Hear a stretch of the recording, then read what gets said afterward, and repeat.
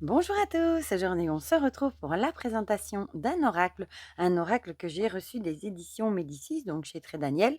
Je remercie Isabelle qui me l'a envoyé pour pouvoir le partager avec vous. Il s'agit de l'oracle des fleurs de Gabriel Sanchez. Voilà, Gabriel Sanchez que je ne vous présente plus, hein, il a déjà fait beaucoup d'oracles, les deux Béline revisitées, etc. Donc la boîte est très très jolie, hein, voilà, je trouve la boîte magnifique avec des effets de dorure. Voilà, très très joli. Et on va lire ensemble du coup ce qui est écrit au dos. Présentes dans les moments de grâce, de douceur, mais aussi de douleur, les fleurs vous accompagnent tout au long de votre vie. Elles ont chacune une symbolique propre, permettant ainsi de pratiquer la floromancie, art divinatoire mettant en lumière le langage des fleurs. Découvrez l'univers des fleurs à travers 44 cartes magnifiquement illustrées, accompagnées d'un livre offrant leur signification et différentes méthodes de tirage. Rose pour l'amour, Perce-Neige pour l'espoir, Muguet pour le bonheur, Gentiane pour la confiance, Tête de dragon pour l'énergie, Pervenche pour la réussite, etc. Pour chaque situation ou interrogation, au cours de votre chemin de vie, la symbolique des fleurs vous offrira des réponses afin de vous ancrer et de vous épanouir. Grâce à cet oracle, vous pourrez développer votre intuition, vous rapprocher de vos aspirations et gagner une plus grande force de vie. Donc, ce coffret contient 44 cartes superbement illustrées et un livret de 120 pages en couleur et le prix de 27 €. Voilà, voilà. Donc, on va l'ouvrir ensemble. L'intérieur est comme ceci, dans les tons un petit peu dorés, avec un pochon parfaitement assorti, hein, la couleur de la boîte. Le fond de la boîte est comme ça aussi. Et on a le petit livre. La couverture est très chouette sur du papier comme ça, glacé. Et derrière, on a un rappel violet comme ça. C'est très, très joli. On va déjà regarder ça ensemble. Donc, on a un petit mot à vous. Ici, le sommaire avec présentation de l'oracle. Qu'est-ce que c'est la floromancie? Bah, écoutez, moi, je n'avais jamais entendu ce mot-là. Comment utiliser les cartes, un outil de développement spirituel et puis des méthodes de tirage. Puis la présentation des 44 cartes, forcément. Un petit mot à propos de l'auteur, du même auteur, tous les jeux qu'il a déjà fait et les remerciements. Donc, la présentation du jeu. Il nous dit: les cartes pourront être interprétées à l'aide des mots-clés et vous pourrez retrouver dans les pages de ce livret une lecture plus en profondeur avec un message d'ordre général dans un premier temps, puis un message spirituel de l'esprit de la fleur qui peut intervenir lors d'un tirage conseil dans l'instant où votre intuition vous y invitera.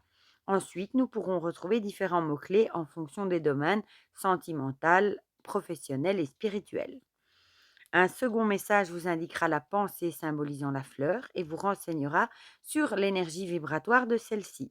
Finalement, la carte vous indiquera des mots-clés par domaine afin de créer un parallèle avec la situation et les interrogations actuelles. Vous pourrez ainsi interpréter l'importance des couleurs et vous connecter à vos propres ressentis.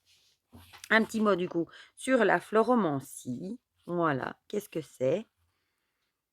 Ça nous dit, bon, je vais vous lire parce que je ne sais pas ce que c'est. Alors, ça m'intrigue du coup. Longtemps, les fleurs ont accompagné les prêtresses des temples anciens, soutenu et escorté les êtres dans les moments importants, les deuils, les séparations, mais aussi les témoignages d'amour et les célébrations. En fonction des saisons, des lunaisons, les sibylles jetaient dans un grand plateau d'argent une myriade de fleurs et de feuilles. Le plateau débordant, elles y plongeaient alors leurs mains, et c'est ainsi, guidées par les senteurs, les couleurs, la dureté ou la douceur des fleurs, que les visions apparaissaient comme de doux murmures. Les fleurs ont traversé le temps en nous délivrant leur symbolique propre et leurs mythes. Elles permettent de révéler le silence, les sentiments, mais aussi les émotions. Eh bien, je ne connaissais pas du tout. Donc la floromancie est une très ancienne mancie qui a évolué au fil des saisons, des lieux, en écoutant la vie et la renaissance de la nature, mais aussi des changements climatiques parfois brutaux, démontrant la force de la nature. Les temps modernes ont délégué la sagesse des fleurs à un rang purement esthétique et ornemental. Voici donc l'oracle des fleurs, un outil divinatoire nous livrant les messages séculaires des fleurs afin d'être l'espace d'un instant les sibylles d'aujourd'hui. C'est très joli. Comment utiliser les cartes?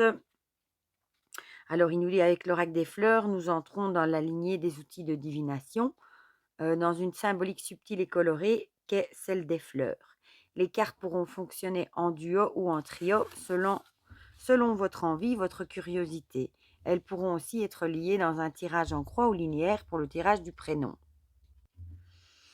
Pour ce tirage, qu'il s'agisse de votre propre prénom ou du prénom d'un tiers, cela symbolisera sa ligne actuelle, comprenant les interrogations, les craintes, mais aussi les points positifs ou les courbes descendantes et ascendantes d'une incarnation.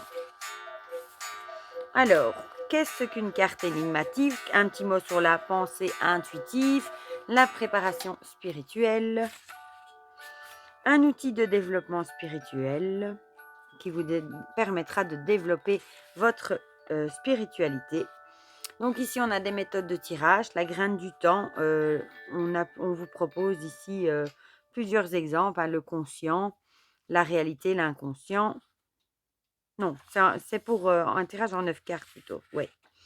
Et le jardin des rêves, c'est très joli ça, comme, comme nom de tirage.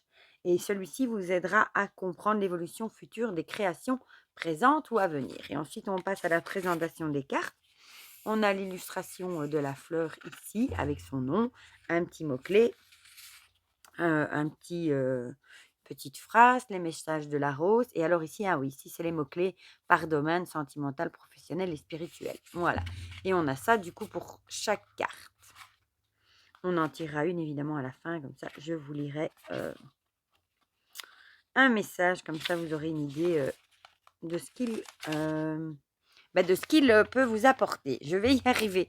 Donc ici, on a un petit mot à propos de Gabriel Sanchez, tous ses réseaux sociaux. Gabriel qui n'est pas très présent sur les réseaux parce que je le vois rarement. Tous les jeux qu'il a déjà fait, hein, il en a déjà fait quelques-uns. Hein. Les remerciements, des petites pages pour ses notes personnelles et voilà. Alors, on va regarder les cartes. Voilà, voilà. Donc le dos est comme ceci. J'aime bien. Il est joli. Je vais vous montrer la taille des cartes par rapport à une taille de tarot. Hein, quand même. Si il veut bien venir. Youp. D'abord, je vais vous montrer les dorures qui sont couleur plutôt cuivrée. C'est aussi assorti au pochon en fait. Et voilà les illustrations. La taille des cartes, là, c'est le grand format carte oracle. Hein, beaucoup plus large, beaucoup plus haut. Et moi, personnellement, j'aime pas trop la mise en page. Je vais être honnête avec vous. Je sais pas, je trouve que la fleur dans un petit ovale comme ça, avec ses couleurs à côté, ses énormes bordures, moi, perso, c'est pas trop mon truc. Mais ça peut plaire à certains. Moi, perso, j'aime moins. Voilà. Donc, on a la rose avec l'amour.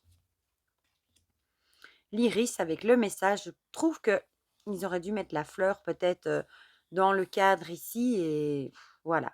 Mais bon, c'est habituel hein, des jeux de Gabriel Sanchez. Souvent, ils sont dans un cercle. La tulipe avec la différence et ses bordures m'ennuient, moi. L'anémone avec la fragilité.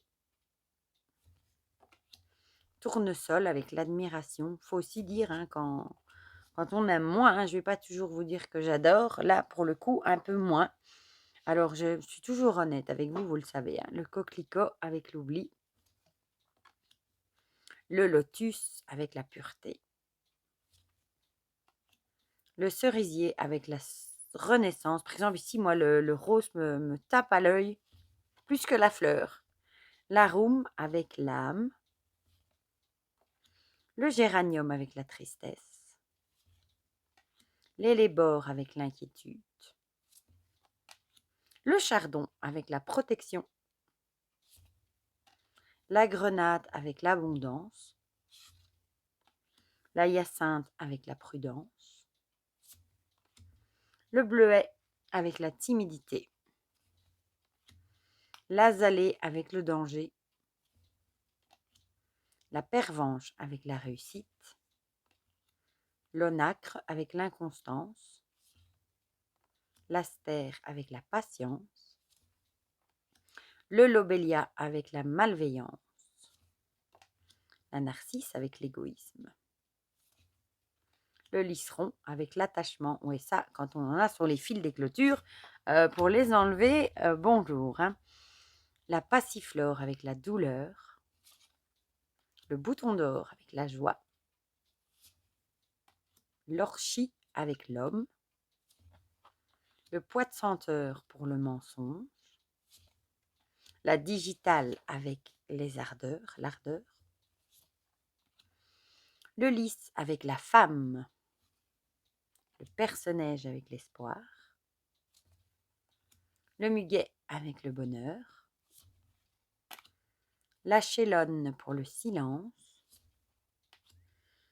L'aloès, oui je crois, avec les mots. Si c'est ça, la mienne, elle fait des fleurs comme ça. Elle est dans ma véranda, j'ai depuis des années, et elle fait des longues tiges avec ces petites fleurs comme ça au bout. La capucine avec l'indifférence. La centaurée avec la nouvelle. Le camélia avec la constance. L'étoile de Bethléem, c'est aussi une fleur de bac, ça tient, avec l'innocence. L'épilobe avec la régénération. La belladone avec le malheur. Puissant poison. Après, ici, ce jaune vert avec l'associé au rose, je ne sais pas. Ça me tape à l'œil. Voilà, on va dire ça. La campanule avec l'amitié. L'échinacée avec la force. La marguerite avec le choix. Le laurier rose avec l'immortalité. La gentiane avec la confiance. Et on termine avec la tête de dragon avec l'énergie. Voilà. Donc, on va les mélanger. Ah, donc c'est nouveau un grand format. J'ai du mal à les tenir en main, ceux-là. On va en tirer une. Et j'irai vous lire le petit message, du coup, dans le livre. J'ai plus beaucoup de place sur mon bureau. Hein. J'ai trop de bazar, là, à côté. Bon, ça se mélange très bien. Youp, ça glisse. Oui, super bien. C'est très joli quand c'est étalé. On va prendre celle-ci avec le bleuet, avec la timidité. Voilà. Alors, la numéro 15. Voilà. Par contre, ici, je trouve que l'illustration est très jolie. Ils auraient dû mettre plutôt ça en plus grand, je trouve, sur la carte. Ça aurait été, je sais pas. Bon, soit. Bon. Les sentiments ensommeillés résident dans le silence ensoleillé. Incarnant la froideur et ralentissant les ardeurs, les rêves sont secrets et rien n'est dévoilé. Mais ô combien le silence peut parler. Le message du bleuet. Je murmure et je souffle à demi-mot ce qui est. Voilà ce qui doit être dévoilé sans rien révéler. Calmement, je clame les silences et mes mots sont vagues, mes désirs sans âme, sans armes. Oui, c'est plus poétique du coup. Divination par domaine, sentimental, la prudence, la tiédeur et la crainte, le professionnel, inexpérience, nouveauté, simplicité, et le spirituel, silence, recueillement et distance. Bon, moi, ce qui me parlerait le plus pour interpréter, ce sont les mots-clés, hein, parce que le petit message poétique, c'est pas ce qui m'aiderait le plus à avoir un message, je dirais. Je me baserais plutôt sur les mots-clés, je pense. Voilà. Voilà pour cet oracle des fleurs de Gabriel Sanchez. Du coup, n'hésitez pas à me dire dans les commentaires si vous avez craqué ou pas pour ce jeu. Si vous trouvez chouette les messages, si comme moi vous avez un souci avec les illustrations, si au contraire vous trouvez ça très chouette, il en faut pour tous les goûts, hein, comme on dit.